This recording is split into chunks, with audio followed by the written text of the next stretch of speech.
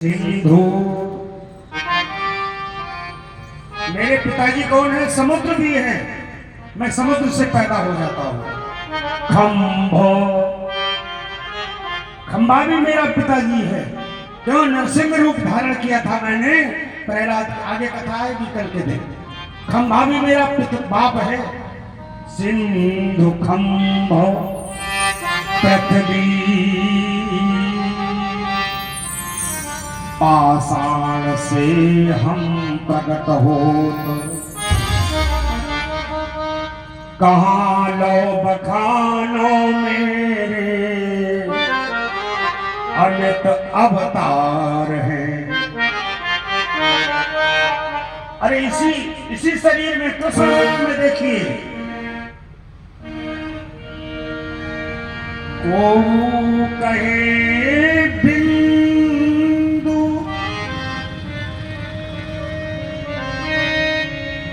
वसुदेव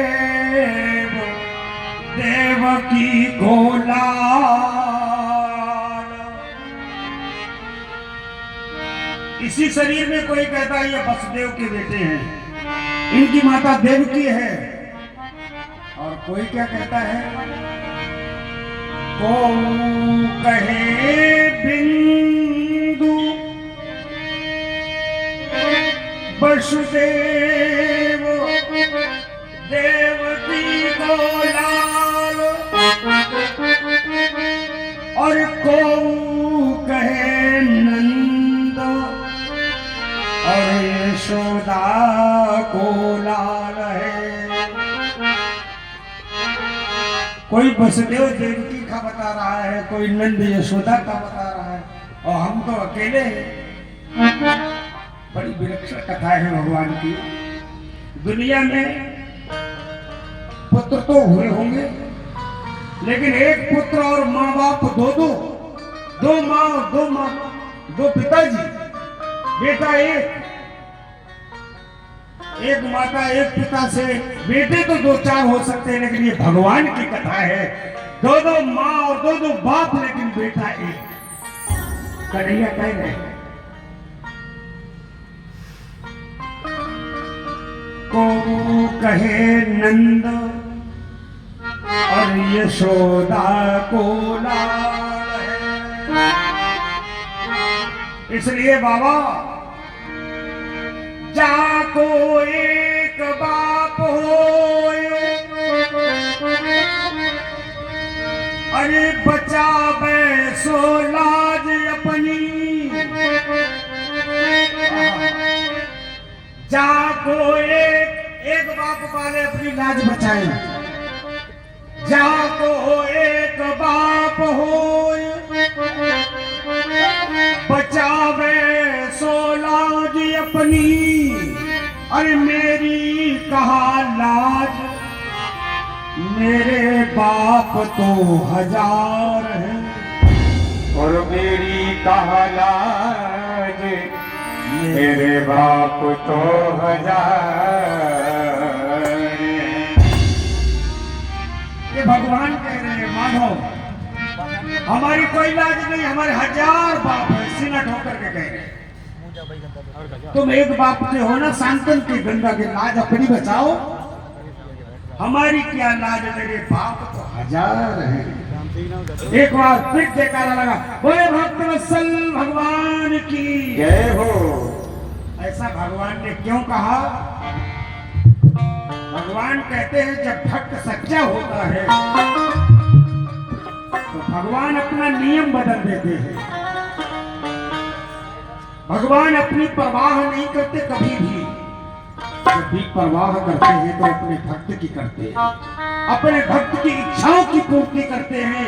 भगवान कहते हैं मैं तो अनक्षित हूं, मेरी कोई इच्छा नहीं।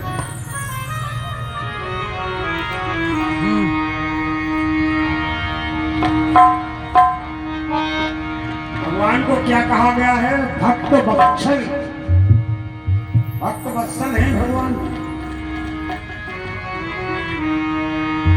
हरे राम सदा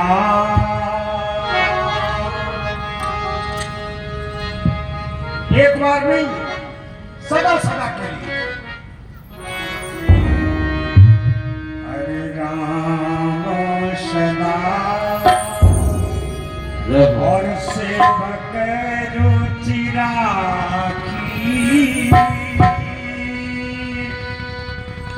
वेद पुराने और संत सुर साधी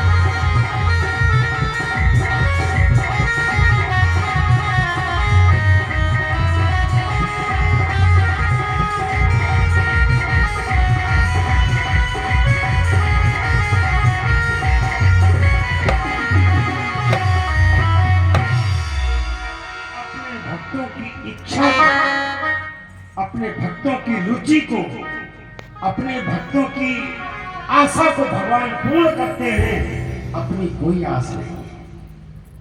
मेरा भक्त निराश ना हो जाए, अपनी परवाह नहीं की भगवान ने कभी, भक्तों की परवाह की। दूसरे दिन फिर युद्ध प्रारंभ हुआ। अर्जुन के रथ पर शिखंडी कौरव दल में कहा, यार ये क्या हो गया? अर्जुन के दल पर शिखंडी रथ पर?